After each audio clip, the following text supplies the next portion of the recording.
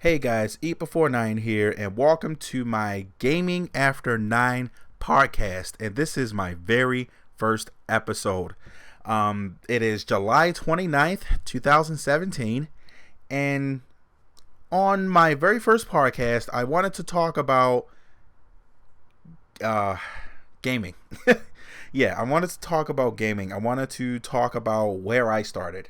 I started to grow interest in gaming very young. I started when I was playing on the Atari, and this was when I was around 5 or 6. My mom had the Atari 2600. She had the Pac-Man, the Pitfall. She had the Space Invaders, Cupid, Cops and Robbers. She had a lot of Atari games, and she even had the NES with the Duck Hunt and Super Mario game, man, with the Zapper. But I was more intrigued with the Atari at the time, and my cousin also had the NES as well. He also had Mega Man, and this was when I got introduced to Mega Man. And this was when I learned how to try and master a playthrough quite young, because we learned the hard way if you messed up and having to learn from scratch, not know auto saves or inputting a password to pick up where you left off. No, if you messed up, you pretty much started from the beginning.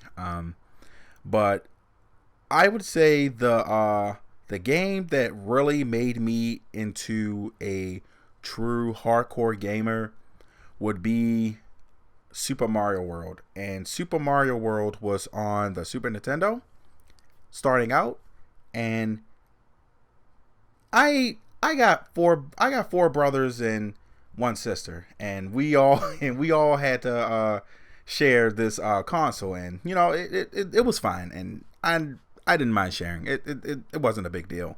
And the TV we had was a huge TV. It was one of the TVs that sat on the ground, one of the old school TVs with the knobs where you turn the knobs to turn it on and the knobs to turn it off, and the knobs to adjust the channels from 2 to 24, and then there was another knob to turn from 26 to I think like 64 or 74, or from what I remember, I think it was to like 64. But it was one of those huge TVs, and to bring it up and down the stairs, it took four of us to carry the TV up and down the stairs. But we played on that. We played the Atari on that, and the thing that I don't miss about that TV is having to jerry rig an adapter to use for that TV. Anytime it came out, we had to kind of wiggle it back in, and having to yeah, it's it was just a huge pain. And I'm kind of glad I don't have to do that anymore, but at the same time I kind of miss that TV, because it was just a huge reminder for myself as to where I started out in gaming. And during this time, I also had a Sega Genesis, a 32X, a 16-bit, a Game Gear, and there was also it was a Sega handheld, which took the Sega Genesis, the entire cartridge, which you can put in on top, and you can put in the inputs, the adapter, and the audio video connector as well, and you can connect that into the television along with another controller. Like, you can use it as a bypass, and you can still use the actual handheld as a controller. I couldn't remember the name of it, but I remembered having that, and it was my older brother that that had that, and it was amazing because we used to play Sonic on that so much.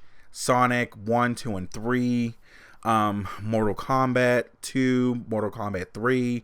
But when it came to Mortal Kombat, we usually played that on Super Nintendo because my friend that used to come over, well, our friend that used to come over, he had Mortal Kombat 2 and Mortal Kombat 3 on the Super Nintendo. We preferred it on Super Nintendo because it had more buttons than the Sega Genesis version. Now I know at the time that there was a 6 button gamepad, but at the time we didn't have the gamepad because we had only the 3 button gamepad, and we didn't get the 6 button gamepad until later.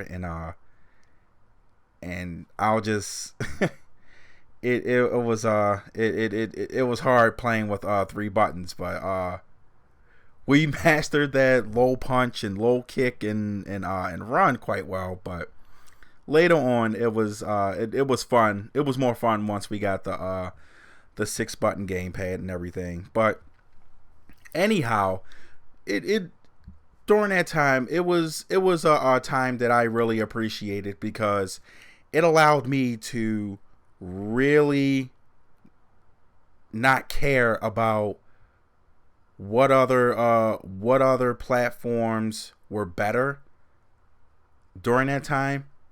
We just enjoyed the platforms we had, and we had a lot of we had a lot of consoles, and this was before like PlayStation 2 and Xbox and all of that stuff came out, and I'll get to those later in the podcast.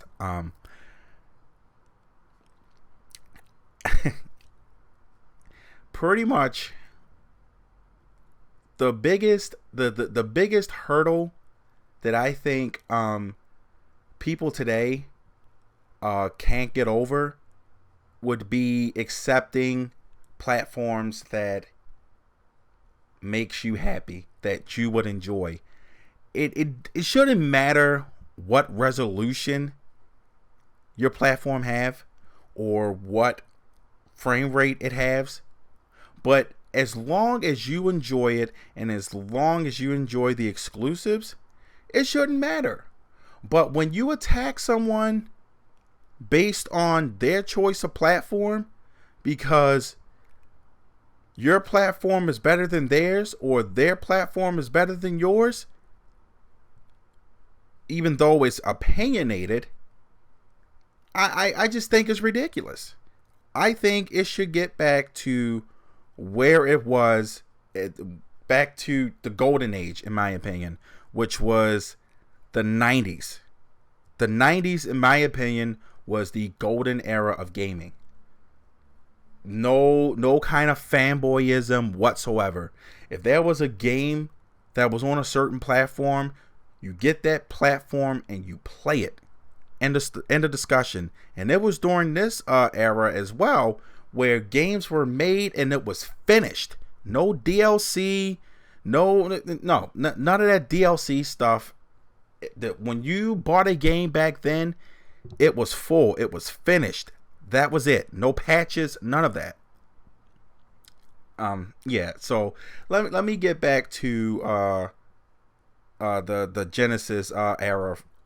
So during that time, it allowed me to explore a lot of games like beyond Sonic. There was Vector Man. That was a game I grew to appreciate. It was kind of odd. It was a game that I was not used to, which made me appreciate it even more. That and Vector Man 2. It was one of those hidden treasures. I liked the features that it came with. I liked the world. I liked Vector Man himself. The little waiting screen. And wow. Just thinking about it just makes me want to go and get a Sega Genesis and grab all of those games again. That and the Golden Axe games. The Golden Axe games were awesome. That that game itself, like I could play that like for hours with my brother. We played that game a lot. That and Golden Axe 2.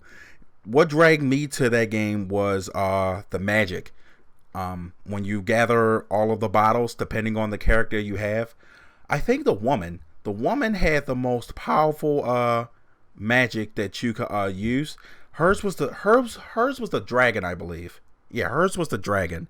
And it was always a fight to use her. So it was her, and the second best was the old guy. The old guy used the boulders, which I would call like an earth element. It was always a rivalry when it came to either using the woman or using the old guy when it came to Golden Axe. So we're gonna fast forward a little bit to the PlayStation and Nintendo 64 era. Now, with the PlayStation and Nintendo 64 era, this was when it started becoming really, really good.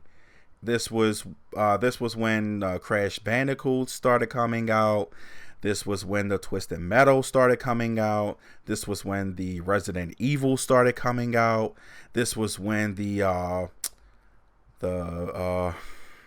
trying to think. The final, well, I'm not going to say this was when the Final Fantasy started coming out, because I do understand that the Final Fantasy's been coming out way before the PlayStation era. There's been some Final Fantasy games that's been released on the Super Nintendo and the NES platform as well. So the first Final Fantasy game that I played on the PlayStation was Final Fantasy VII, and this was the first time playing a Final Fantasy game, and that game was amazing. I love that game. I still love that game to this very day. I have it on the PlayStation Vita.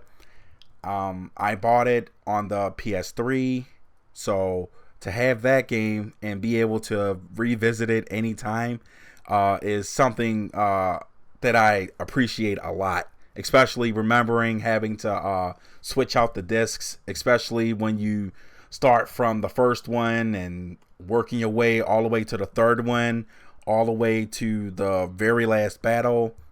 And the soundtrack was pretty good too. And the story is something that I would go through again and again. I enjoyed the story a lot. And that's just an example of games that, and that's just an example of a game that I enjoyed. There was also some fighting games that I enjoyed during that time as well. There was the Bloody Roar series for PlayStation, which I hope the developer of that game, I think it was Hudson. Hudson is the developer of the Bloody Roar series. I really hope that they come back and make a current gen version of Bloody Roar. If they are listening, please, please, please, I would appreciate if they would really look into making a reboot of this fighting game. I would appreciate it. You have that. Tekken. This was the first time I got into Tekken as well, and the very first character that I played with was Yoshimitsu, and he was unorthodox, and because of that, he stuck with me. He stuck with me through multiple Tekkens, and it was one particular combo that I've learned with him, that I've mastered, that I can still do till this very day, that I can still do throughout all of the Tekkens. I played with all of the other characters too, but with Yoshimitsu, his moveset, I can still do about 30 to 40% of his moveset, but his combo I can still do fluently, no problem. And on the N64 side, there was a particular series that I grew to love as well. Was the Super Smash Brothers. Super Smash Brothers. That was the first time I played Super Smash Brothers on the N64. When Rumble packs and expansion packs, that was for Donkey Kong, but Rumble packs and memory packs and being able to I know, kind of rambling beyond Super Smash Brothers a bit, but let me get back to that game. Super Smash Brothers was a very, very, very enjoyable game. Now, some of the characters I was not familiar with. Ness was one of the characters I was not familiar with, but 90% of the characters that they had on that game I was pretty much familiar with. It was a really, really, really good smash 'em up game. And it was very good that the Nintendo 64 was able to connect 4 controllers on the console versus the PlayStation, where you had to have a multi-tap where you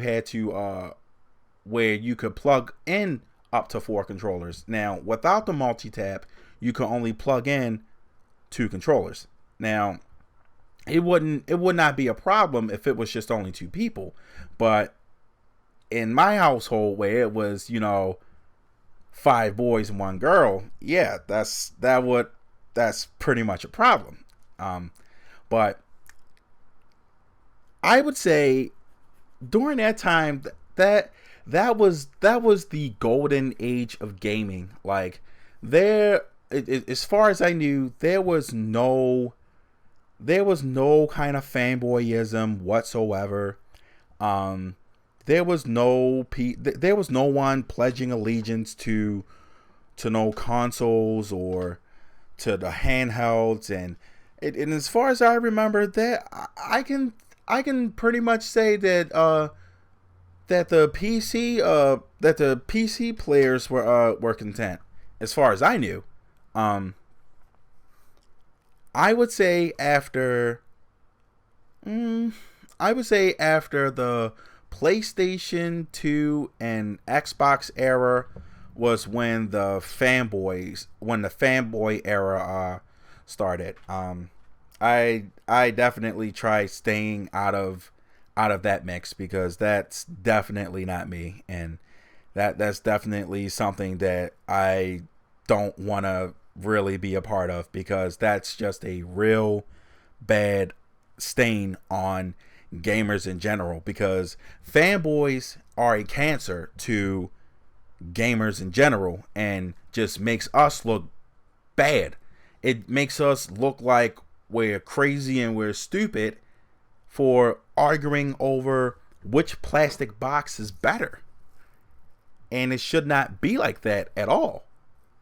If anything, instead of arguing over each other, what we should be arguing about is, why aren't the quality of the games improving? What we should be doing is arguing about the quality of the games to the developers,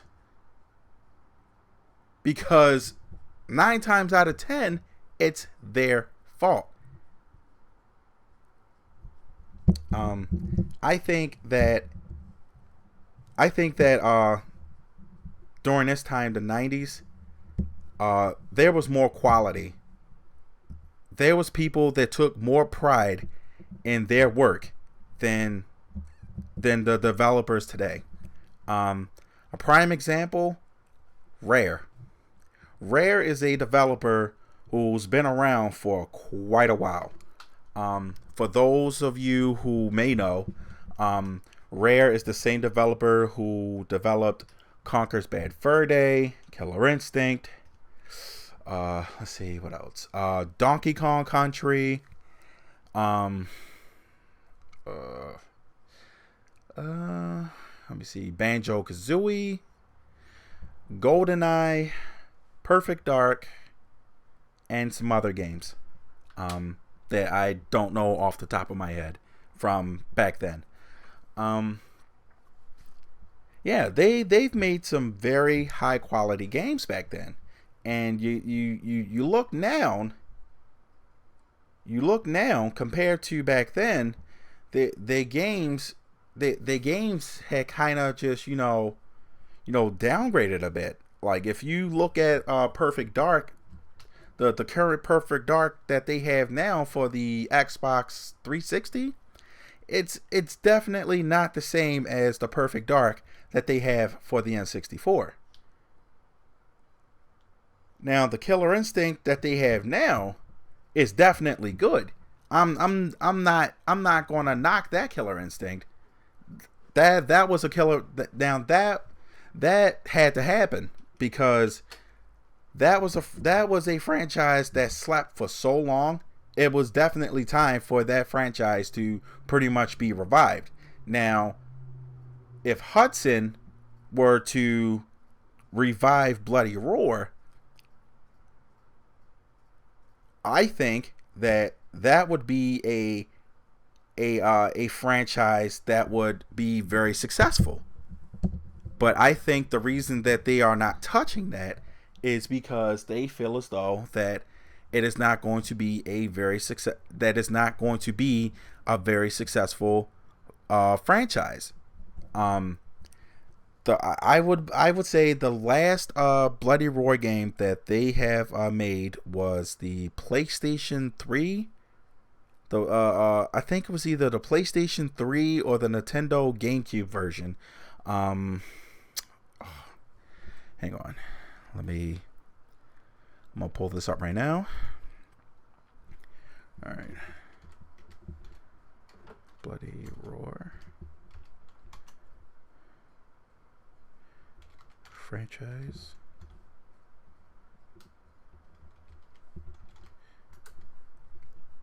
All right, I apologize. All right. Okay, here we go. The last Bloody Roar game. All right. Okay, here we go. The last Bloody Roar game that they have developed was Bloody Roar 4, and this was on the PlayStation 2 back in 2003.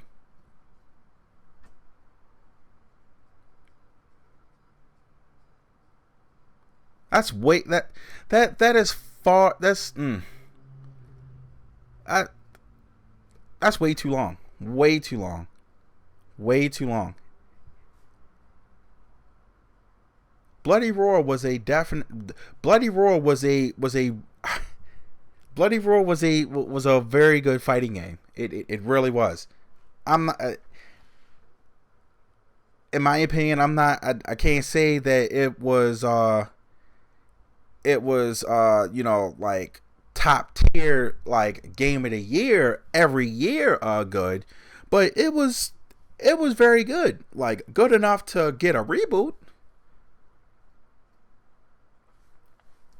It's just an example into why I think the golden age of gaming was the 90s, because there were so many games between the 90s and mid 2000s that released, and it was so good. It really was. It was just so good. That and the gaming community was it was live. The gaming community was live. It was live, and it was friendly. It was real friendly. And I appreciated that because it allowed me to really see why people enjoyed gaming so much. It allowed me to understand why people enjoyed gaming as a hobby, why people enjoyed gaming for their pastime. And now it's like, with today's situation, well, with gaming today, it's like, with everything that's going on with the console wars, it's like, what's the point in that? What is the point in that? I just think that it's beyond ridiculous that the consoles can't coexist. That the consoles can't coexist with each other. That it's gotta be this way. Oh well, you got an Xbox, so I can't play with you. Oh well, you got a PlayStation, I can't play with you. Oh, you got a Wii U. Oh, you got a Switch, I can't play with you. Oh, you got a PC. Oh, you're one of those PC Master Race people. I can't play with you.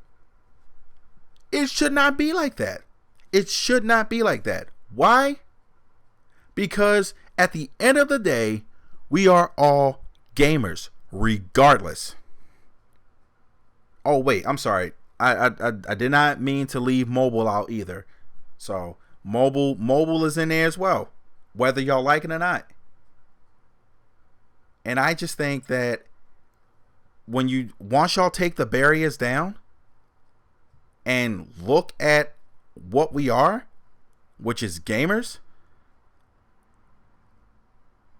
then I think once we all get past the I'm sorry, I don't mean to kind of just make this into this podcast into a rant, but like it just kind of just started turning into one because of how the situation. But all I'm saying is that I just wish people weren't so worried about what you're gaming on. And even with PC, like, you have people that's worried about Intel or AMD. It shouldn't matter either.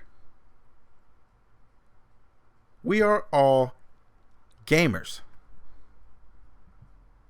Enjoy your platform. Just enjoy it. Because we all remember where we started.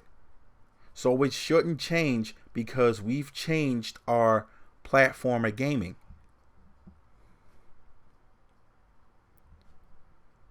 And even if we did change our platform of gaming, that doesn't make you any better from anyone else. You're just as equal.